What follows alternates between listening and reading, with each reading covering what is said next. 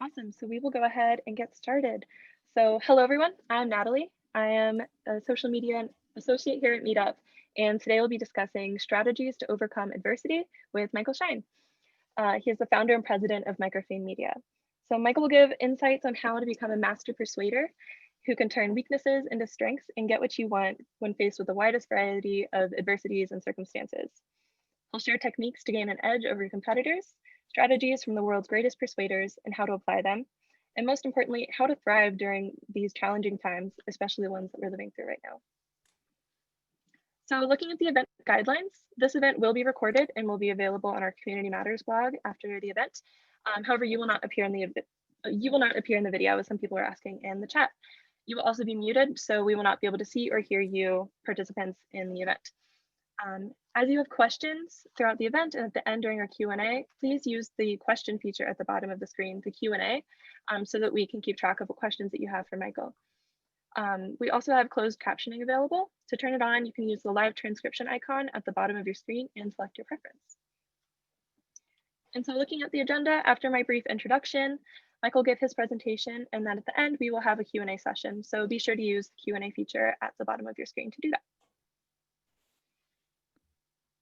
So to give a brief introduction, Michael is the founder and president of MicroFame Media, a marketing agency that specializes in making idea-based companies famous in their fields. Some of his clients have included eBay, Magento, Ricoh, LinkedIn, and Citrix. His writing has appeared in Fortune, Forbes Inc., Psychology Today, and Huffington Post, and he is a speaker for international audiences spanning from the US to China. His book, The Hype Handbook, 12 Indispensable Success Secrets from the World's Greatest Propagandists, Self-Promoters, Cult Leaders, Mischief Makers, and Boundary Breakers, appears where books are sold on January 12th, 2021. So now I'll hand it off to Michael to get started. Well, thank you so much, Natalie, and thank you so much for having me. I'm very excited to speak with you all today, especially excited for the Q&A section, because that's always the most fun part. And my name, to give you a gentle correction, it's Michael F. Schein as of 2 weeks ago. But I don't say that to embarrass you. I say that because I just wrote this book, The Hype Handbook, and found out about 2 weeks ago that there's another Michael Schein who's a mystery writer who owns my URL. So now I am officially Michael F. Schein. There's no way you could have known that. And so, again, thanks, for coming. I am really excited to talk about this idea of surviving and thriving during adversity, because, for most of us right now, we're all really experiencing a lot of adversity. You see what's going on in the news. We are in the middle of a worldwide pandemic, among a million other things. And it puts me in kind of a strange and interesting position. You might be thinking to yourself, how is this guy who owns a marketing agency, who writes a book about all of these awful characters who are hype artists, right? What does he know that I could apply to my life and my meetup and my career and my business or whatever else that has to do with surviving and thriving in times of adversity? So I want to talk a little bit about this concept that I call hype, which is a concept that I based my agency around, that I based my life's work around, and that I based this book around. And I want to talk to you, or try to make the case, that this is a skill set or a set of strategies that is not only okay for you to use, but it could really be your secret weapon to thriving in the widest possible variety of circumstances, for actually turning bad circumstances and tough circumstances into positive circumstances and opportunities. So this word hype, when we usually think of the word hype, it is absolutely considered a negative thing, right? It means, if you're hyping something up, it's that you're talking about something that doesn't really have much substance, and you're blowing a lot of hot air around that thing to get people excited to it. But when they really dig through the surface, there's not much there. That's what most of us think about when we think of hype. And almost every presentation I give, at least 5 people say to me, wow, this word hype, I really have a lot of negative associations to that word. But the reason I chose that word very early on, and the reason why it's important to me to reclaim that word as this tool for surviving and thriving and bringing a lot of attention to your ideas during tough times is because there's always been one community who has thought of hype as a positive thing. And that's the world of hip hop. Especially in older hip hop groups, there is a character in, who is part of the group called the hype man. And the most famous example is Flava Flav from Public Enemy, but there's all kinds of people called hype men in hip hop. And, the hype man is responsible for getting the crowd excited, for sometimes leading the street teams and getting people to know about the rapper or about the group. And sometimes they even rap. A lot of times they're even on their records. So I thought that was such an interesting concept when I was doing my research. I said to myself, why is it that in so many communities, this word hype is considered so distasteful? But in the world of rap, it's considered a positive. And it occurred to me, rap, which is now the central cultural form of the 21st century. It's more popular than rock. It's just really at the center of the culture. Jay-Z, one of the biggest rappers out there, is a billionaire with a B.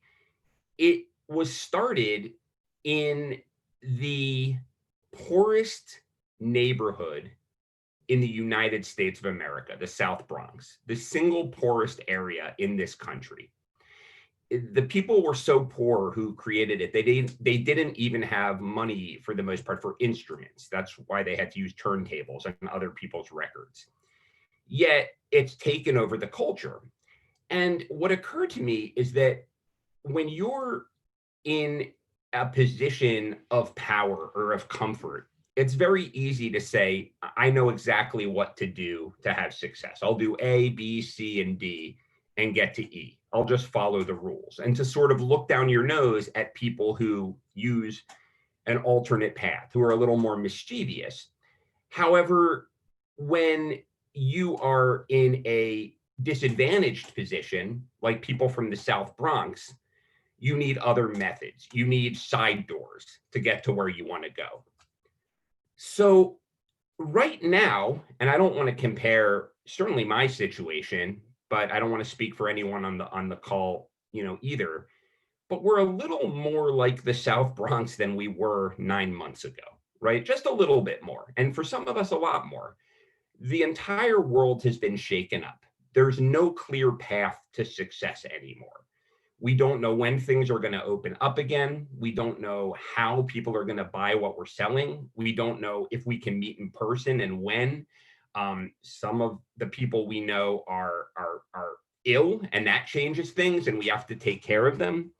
So as a result, we all need to find new methods. We all need to become hype artists.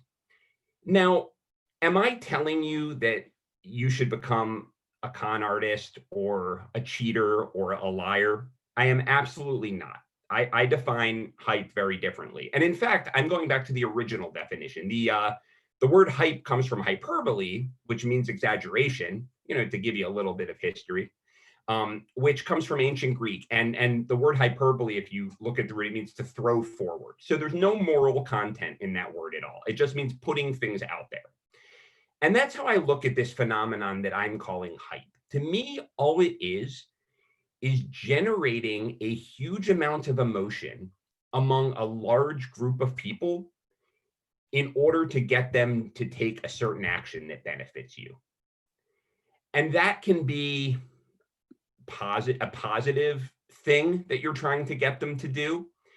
And that can be a negative thing. But the actual strategies that I'm going to teach you and that I write about and that we use in our agency, which we call hype strategies rather than marketing strategies, are amoral. They're not immoral and they're not moral. Human brains are designed to see the world not accurately, but in a way that gets us to survive and spread our genes. And you can take advantage of that to really generate emotion and get things to happen for yourself. So what I want to do today, the other thing I want to say is that it feels that more bad people, quote unquote, than good people are, good at these kinds of strategies, good at getting people all worked up and getting them to do what they want them to do.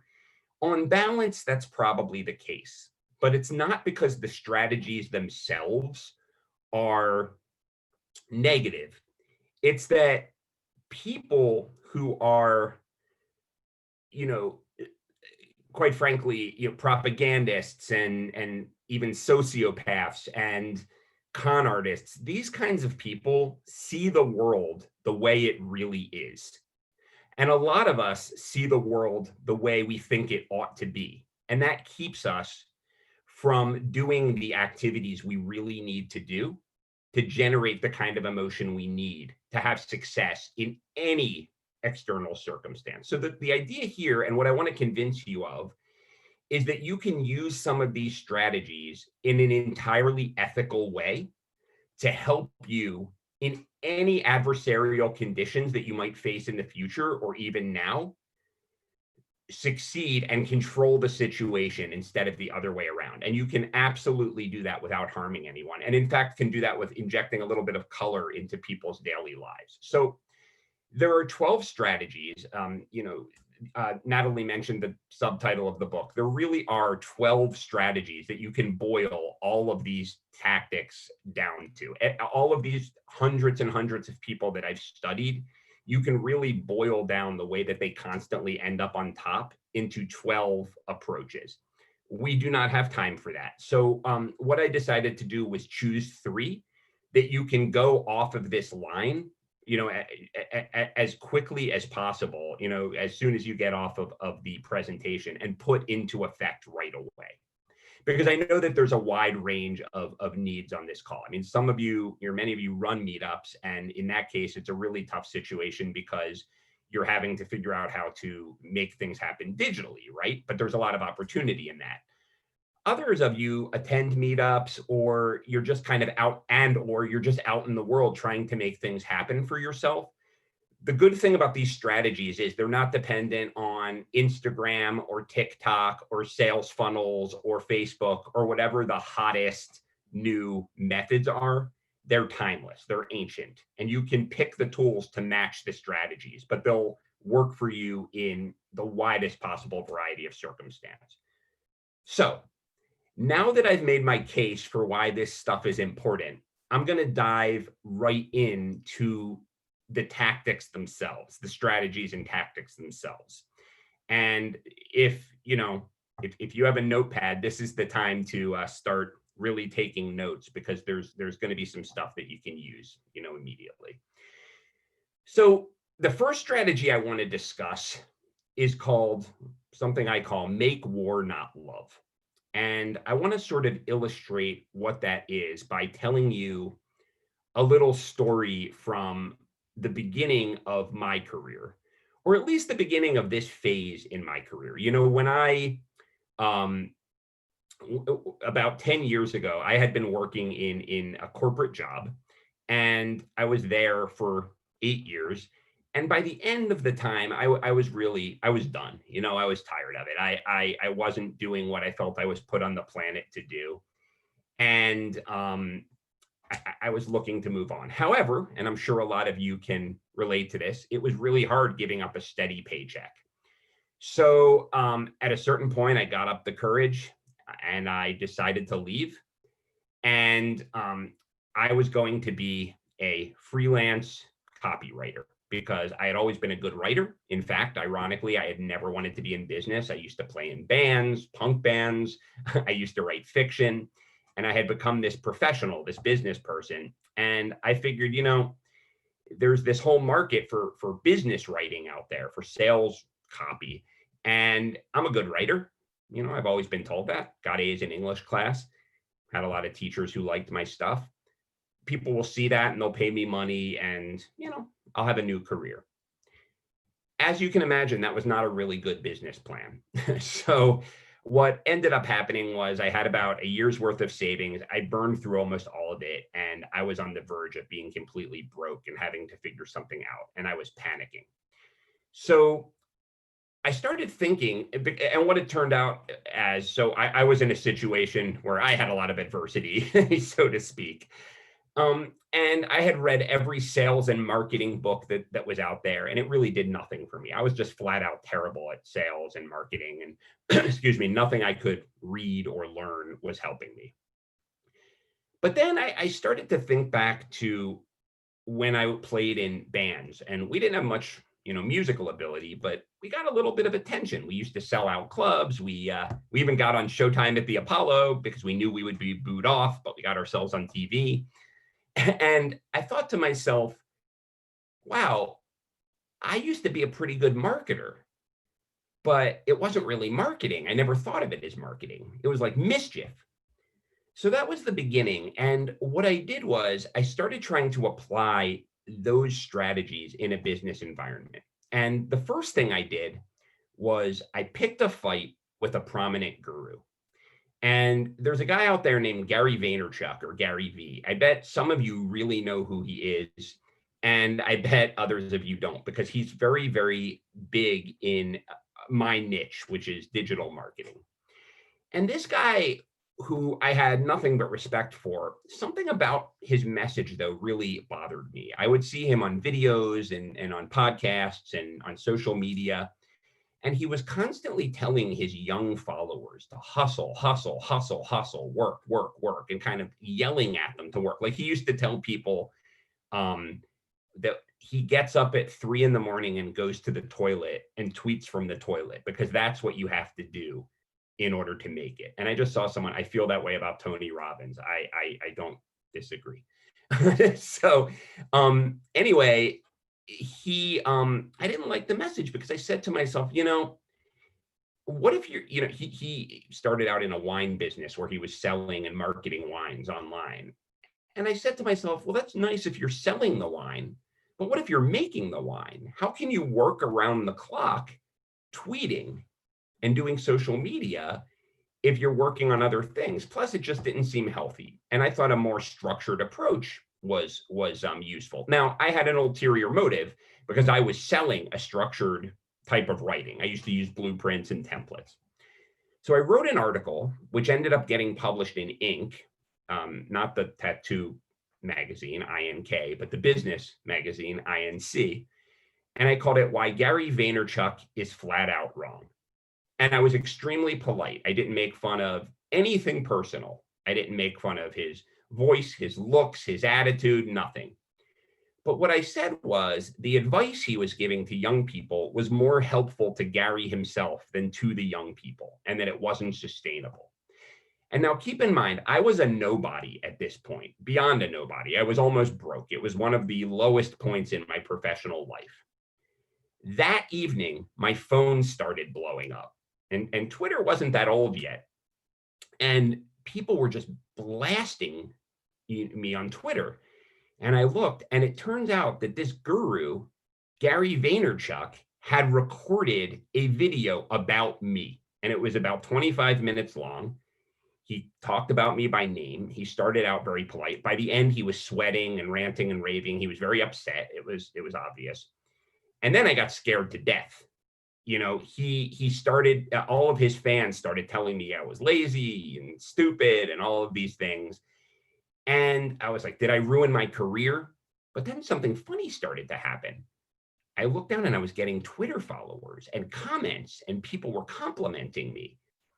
So what basically happened is that all of these people out there were thinking the same thing that I was, but weren't organized into a tribe. And as a result, they were looking for a leader. And by creating an us versus them dynamic, I became that leader. And it was the start of my career. It was, the very beginning of whatever success I had next. So what am I telling you to do that you can take off of the line here? Am I telling you to troll people? I am not. In fact, trolling is one of the worst things that you can do. If you just start, that's an unsophisticated approach. If you just start insulting people by name for their personal qualities, you can really get in hot water. That can work sometimes, but that's what I would consider A, the unethical approach, and B, it often can really, really blow up in your face. What I would like you to do, and what I strongly suggest you do, and what works really, really, really well for our clients and can work very quickly, is to create a contrarian point of view, to create a point of view that is against what other people believe in, instead of trying to pitch whatever you're all about. So what do I mean by that? Let me give you a few examples. Well, let me first give you an exercise that you can use to do this. So if you are in front of a whiteboard or even a piece of paper, if you're with your team or even by yourself, do this exercise. Have someone ask you these questions. What is a point of view in my little corner of the universe, whether that's your industry, your niche, your subculture, whatever it is, that everyone else tends to really wholeheartedly believe in? They really, really just think it's great. And it's almost the de facto attitude. And you really can't stand this point of view. You just think it's wrong. You just think it's dead wrong. Come up with that answer. And then whatever you're doing, have it run through everything you do. And I'll give you an example of how this can work in a very non-flamboyant way. So you guys can put this in the chat room. Has anyone heard of Basecamp, the project management tool? Okay. Well, again, it's a very niche thing, but in certain worlds, it's really, really successful. It is a tool that is conspicuously simple. It only has a few features and functions that lets you manage all your project work. Now, why is this, an important thing? So before these guys, the guys who started this, Jason Fried and David Hansen Heinemeier, project management software was extremely complicated, and they prided themselves on that. The idea was that if you're giving people a piece of software to manage complex projects, you should put as many functions in there as possible. And that would make sense, right? Why not give, the car that has all the buttons and different functions on the dashboard? You want people to do whatever they want to do. What the guys in Basecamp did is they said, no, this is all wrong. Project management software should be simpler. But that's not all they said. They constantly went out in the world, in books, in podcasts, in blogs, in articles, and said that simplicity is everything. Only work 4 days a week. Only do those things that you have to do. Cut out all the superfluous work. Because in their world, everyone was saying the opposite. Now, you have to truly believe in your point of view. But if you can come up with a truly contrarian point of view and just hammer that home everywhere you go, you will start to lead a tribe. Because remember, if you ever saw the old movie Independence Day, the only thing that could bring the different nations of Earth together were the alien invaders. If you can place yourself against the common points of view, you will do well very quickly, even in difficult circumstances. So I've got my eye on the clock, so I want to move on to the second strategy of the 12 that I think could be very useful to you in times like these.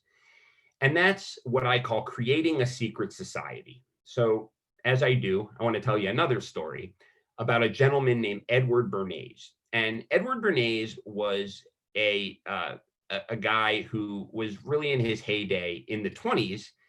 And he was known and is known as the father of public relations. Why? Because he invented the word public relations. That was a term he came up with. So some of the things he's responsible for is he is almost single-handedly responsible for getting women to smoke. Before him, it was considered very taboo. He had a government overthrown on behalf of the United Fruit Company. I am not encouraging you to do any of these things. There's a good argument to be made that Edward Bernays was a terrible person. But when it came to driving a lot of attention, there's a lot we can learn from him. And one of the things he was responsible for was getting Americans to eat bacon for breakfast. So I didn't know this before I started my research. Before the 20s, Americans did not eat bacon for breakfast as a general rule. And Mr. Bernays had a client called Beechnut, a company that's still around. But at the time, what they were primarily known for is they were a major pork producer in the United States. Made bacon and all kinds of things made from pigs. And they really wanted to get Americans to eat more pork products. They settled on bacon as a good thing. So Edward Bernays, had spent lots of time, and in fact, it's funny. Time magazine called him the most influential American that very few people know of, and he worked always under the surface. So, he had cultivated very, very strong ties with a lot of influential people. And one of them was a doctor who himself had ties with about 5,000 other physicians. And he somehow got this doctor to commission a study, quote unquote, that said that bacon is the perfect breakfast food health wise because it replaces the energy that you lose during sleep. Now, that's, we know now, ridiculous. However, this doctor sent a letter to 5,000 doctors claiming this. So before long, almost every doctor in America was recommending bacon to their, patients, and Americans started eating bacon for breakfast. So is the lesson here that you should lie and fabricate studies? Of course, it is not. However, what Edward Bernays and a lot of other hype artists are really, really good at is making all of the following that they build and the buzz and the hype that they build look like it's grassroots. Like people are just kind of signing up person by person to what they're selling or what they're trying to put out into the world or whatever their cause is. But what they're really doing is they focus on human pressure points. They focus on really creating strong bonds. I call it a secret society. You could call it networking. This is beyond networking. This is creating a core of people that scratch each other's back all the time, that are very powerful. And it makes it look grassroots, but you're really pulling the strings, behind the surface. So can you do this? You can. In fact, this is one of the strategies that I use more than really any other, and it's sort of the strategy that in some ways Meetup is based on, creating these kinds of relationships. And how are some ways that if you don't know anyone, because I knew nobody when I started out, how can you make this happen for yourself? Well, we're in a world where this is easier than ever before. But you've got to give up the idea that you're going to build this following person by person by person, and start thinking about who are the people who already have followings of their own. So here's an idea. How about instead of using social media to try to build 1 million followers, you create a list of those people who, if they were truly connected to you, if they truly, truly believed in what you were doing, one word to their followers would blow up your career. Figure out who those people are. Follow them on whatever your social platform of choice is. And then just sort of observe them a little bit. Because most people, they'll let their humanity slip once in a while, even on social media. So what do I mean by this? There's a guy named Brian Clark who owns a company called Copy Blogger. I think they're called Rainmaker now. They were originally called Copy Blogger. But in my world, the content marketing world, they are one of the biggest players in this space, and Brian Clark will post all kinds of content that has to do with his industry all the time. But once in a great while, he'll let his personal interests slip. So he booked Henry Rollins as a speaker at his conference, who was the singer from Black Flag, this hardcore punk band. And I thought that was interesting because I like that kind of music, and that's not your typical business speaker. And then every so often he'll mention a band that I like, one of these obscure bands. And I thought, this is interesting because not everyone likes this kind of music, and we have this thing in common. So I tweeted him about the band, and he talked to me, and we became friends. And now he's a very strong contact of mine. So essentially, what this is about is if you can find human interests instead of professional interests and connect around that, everyone is a human being. If you talk to someone and you say, hey, can I pick your brain about your career or whatever the equivalent is, that's really tough to get someone to answer you. Everyone's hitting up powerful people for help all the time. But if you can connect about, model cars or a certain sports team or, whatever interest that kind of turns you on as a human being that they share, suddenly, you will be able to,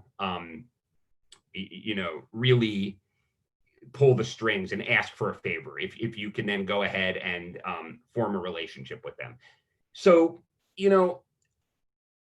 when you are in a tough situation, when market conditions change, the only thing that can really get you out of that tough situation more than anything else are the strong connections that you have. So, for example, I know a lot of people who made their living doing in-person speaking gigs, right?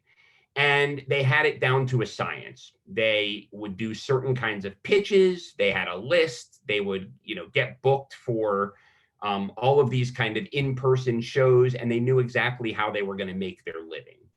However, when the economy shut down because of the pandemic, those people who completely just relied on speakers bureaus and cold pitches and the traditional way of doing things couldn't really adjust. There was no way for them to find other opportunities.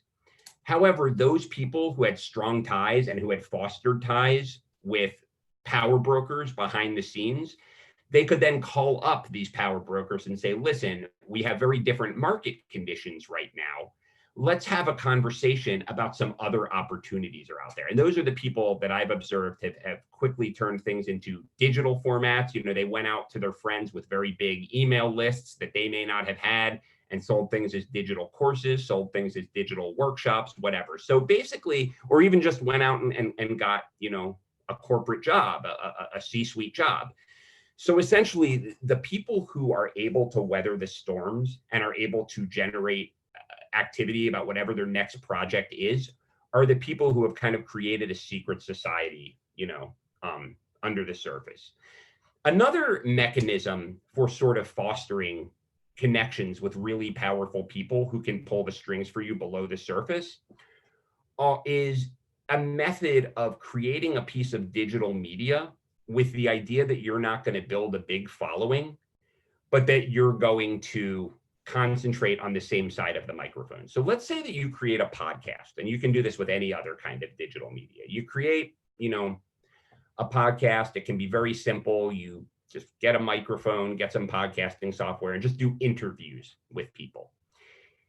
If you go out and email, a wide variety of people that you want to meet and say something like, hey, listen, I'm doing a series on the top 25 X, Y, and Z in whatever niche. And you've made my short list, and I would love to, go ahead and interview you about that. You will be amazed, even if you don't even have a show yet, how quickly people will respond to you. We had a client who had a brand new podcast that we produced for her. And this can be done with a blog. This can be done with a YouTube channel. But we reached out to Danielle Feinberg, who is the director of photography for most of the Pixar movies you've ever seen, has a TED Talk, the whole thing.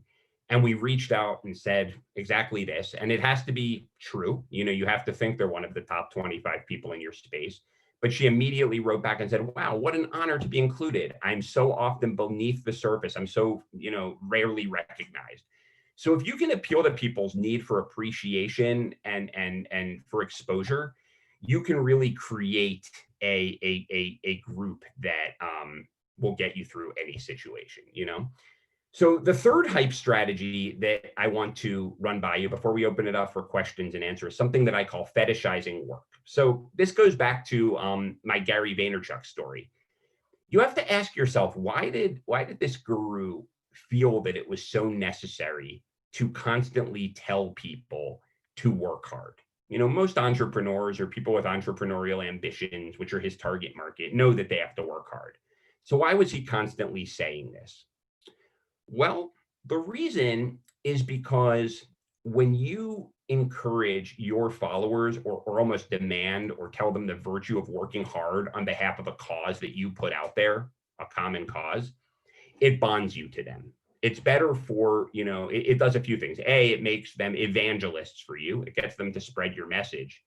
And what it also does is it creates a dynamic where if they ever doubt that you're worth following, it's really tough to walk away when they've already expended so much energy and hard work on your advice. And cults do this all the time.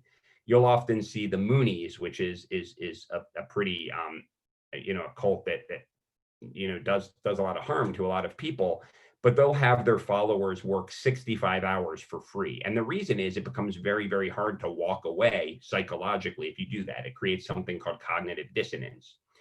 Also, what it does is it's kind of like that story in the book Tom Sawyer, where Tom Sawyer got all of his friends to paint a white fence that was one of his chores by reframing it as something that was fun, that's something that was play.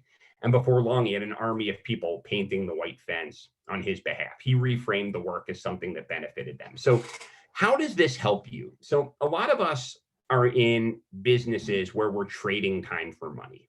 This is of all the people I've talked to who are really struggling right now, it's because the gigs that they usually rely on aren't there. So if you're a graphic designer, for example, and you really need a steady flow of new clients and new work in order to fill your pipeline, it becomes really tough when other people are worried about money. So you lose 3 jobs, you may not eat. You may be in real trouble.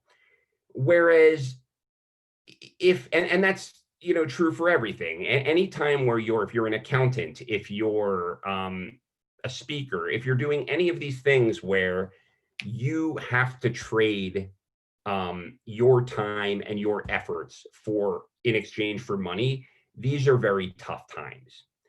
However, if you are able to create an offering where the people that you're selling to or that you're bringing into your orbit are responsible for doing the work based on wisdom that you put out there, that's a lot easier to do in any circumstance. So let me give you an example. There's a group called Strategic Coach, which is one of the first business coaching groups. And unlike many business coaches who have individual clients, they have thousands of clients, and you basically pay about $10,000 a year or more to go to 4 classes, 8-hour classes, one in each business quarter.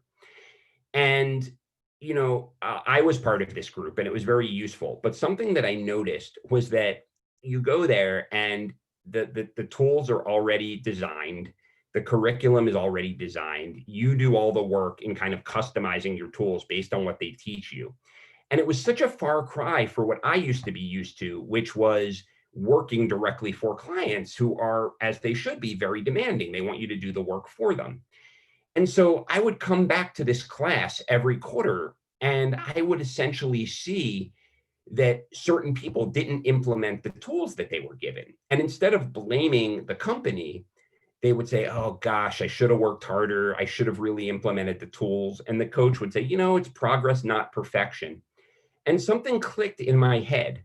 The more you can create a dynamic where you're providing value by teaching and by creating tools and systems, but where people have to go out and do the work for themselves, their bond will be stronger than even if you're doing the work for them. They will spread the word further, and they will stay with you through thick and thin.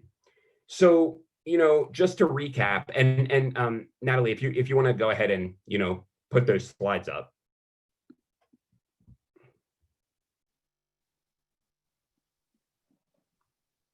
So I just want to sort of recap before we get into the Q&A, what you can do as soon as you get off the line to really put yourself in a better position to take control of your own career and to a certain extent, your life or whatever cause you're putting out there, no matter what the next couple months and next couple years really bring us. So the first thing, make war, not love.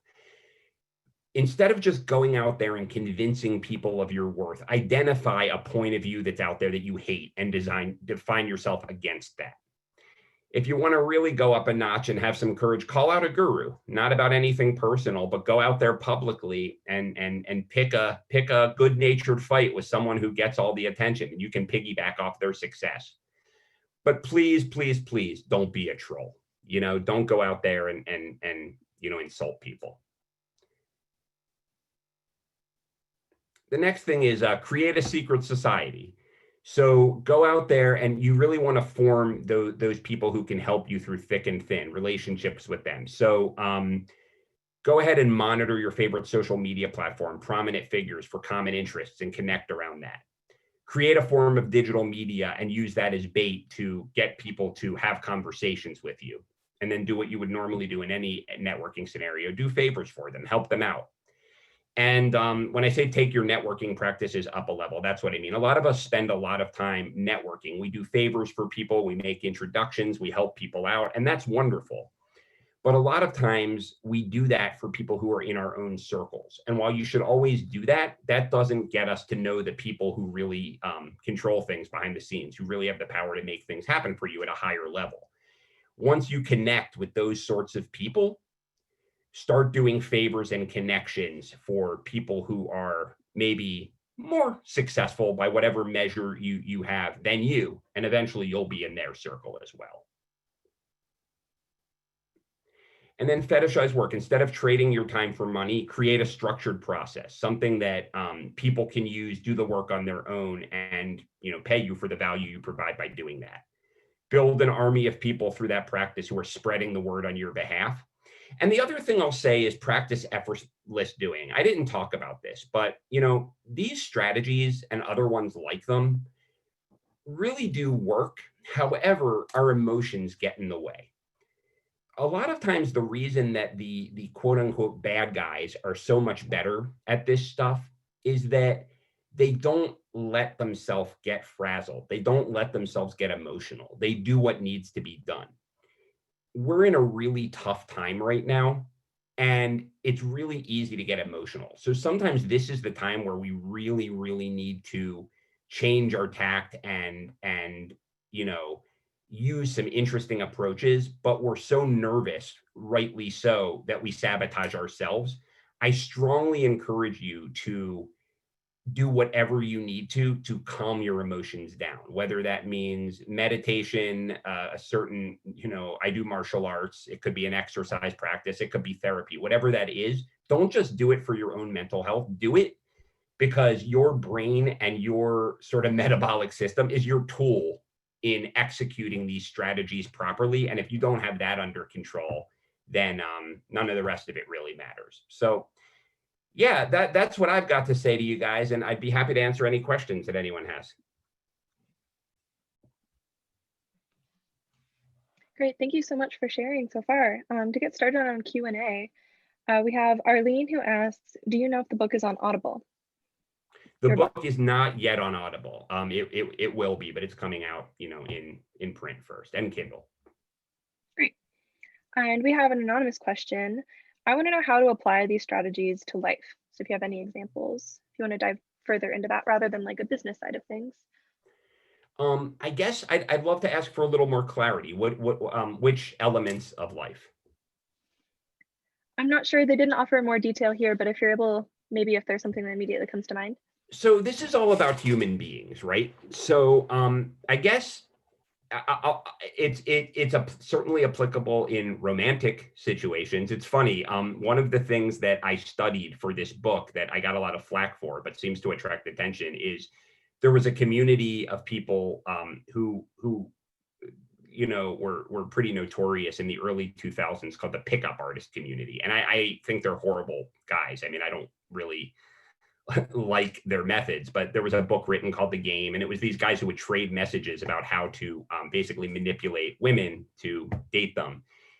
And they broke it down to a science. But if you look at what they did, so much of it is similar to what the hype artists do. They talked about calming down their nervous systems for emotions so that they didn't get in their own way. They talked about another strategy that I talk about in the book called finding a void. So something that everyone goes through a certain period of their life, whether they're buying from you or whether it's a relationship where they're not feeling satisfied with where they are. And if you can position yourself as somebody who has the answers to that or that they can cling on to, that works really well. It's the same with dating. If somebody is, you know, in an unhappy place, certain unsavory characters can come in and position themselves as the answer to all their problems. I mean, creating a secret society will help you wherever you go. If, I guess, you know, you run into a lot of people in life who they have the same friends that they've had since they were 7 years old, and they never want to go outside of that. And I have the same friends I've had since I was 7 years old. I think that's important.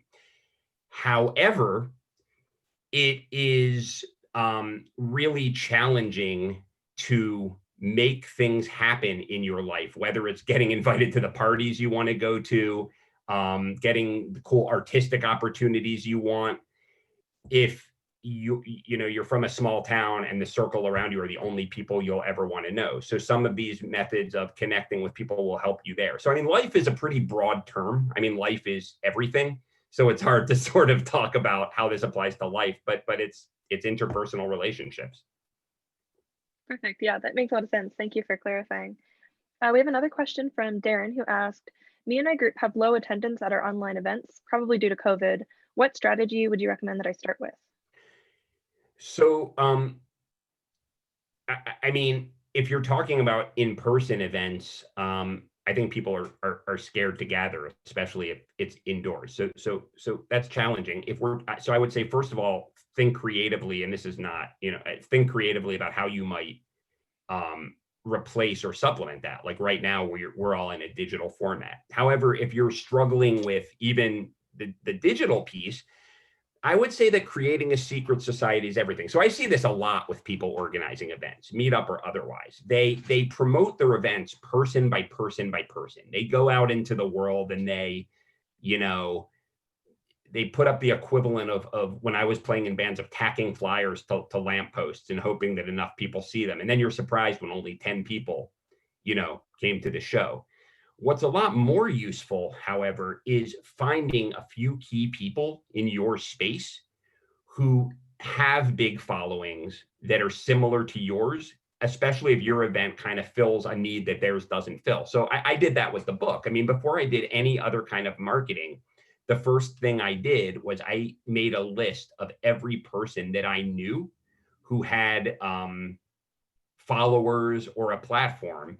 And I reached out to them and many of them hooked me up. So for example, I am sitting on this call right now because I know somebody personally who I just dropped an email to and set this up for me. I am now talking to thousands and thousands of people as a result of that strategy. Now I could have reached out and found all of you independently, but it would have taken me 10 years.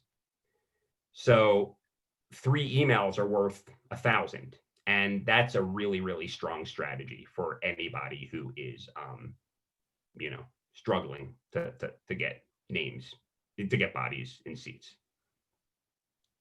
Awesome. Thank you for sharing. We have another question. Mary asked, do you get a lot of pushback on the ideas? Calling out the world as it is, as opposed to how people want to see it, doesn't always go down well. What are the benefits of doing that? I get a ton of pushback. I see some of it in the chat room now, which is fun.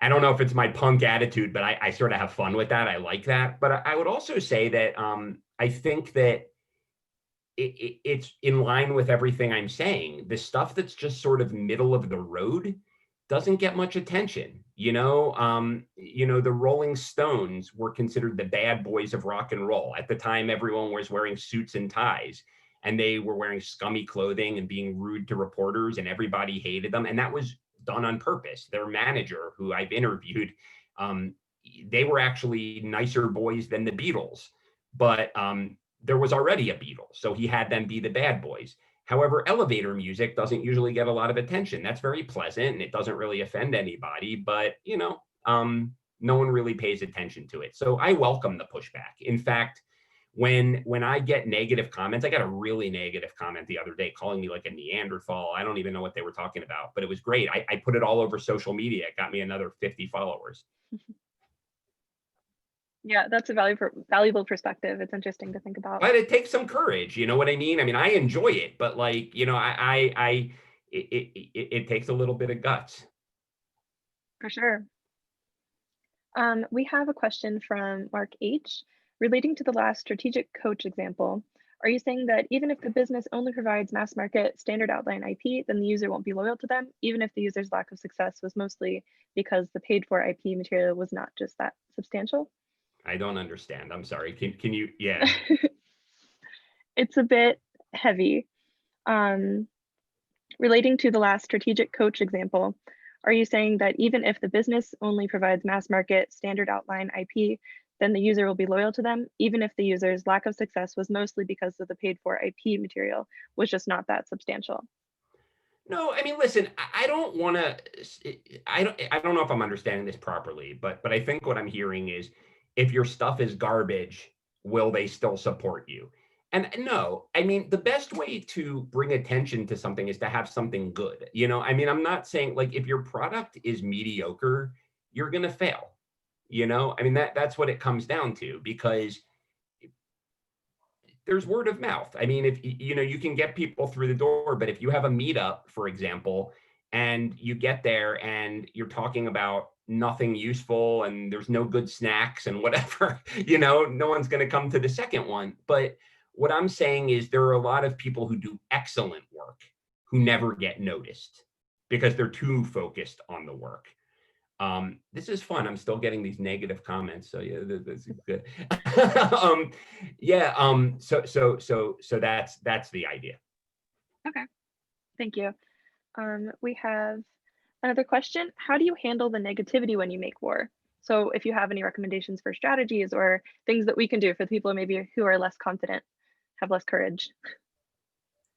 I mean, the first thing I want to say is I'm a bit of a troublemaker and I'm pretty overt with my, desire to make waves. You don't have to be. I mean, I gave the example of the base camp guys. Those guys are talking about project management software. They're talking about simplicity versus complexity. It's contrarian, but it's not controversial, right? So just take a strong stand, take a strong point of view. However, if you do decide to be a little more on the mischievous side, I don't know. I mean, I think you have to flip the script a little. Like, for example, I know that a lot of people right now like this presentation because of the questions I'm getting in some of the comments. But I obviously hit a nerve because people aren't just saying, there are some chat comments right now where people aren't just saying, oh, I didn't get a lot out of this. They're saying this guy's a blowhard and a this and a that. And that means I touched a nerve, right? So I can frame that as, wow, I'm so offended. I'm so upset. Or I can say, wow, that was fun.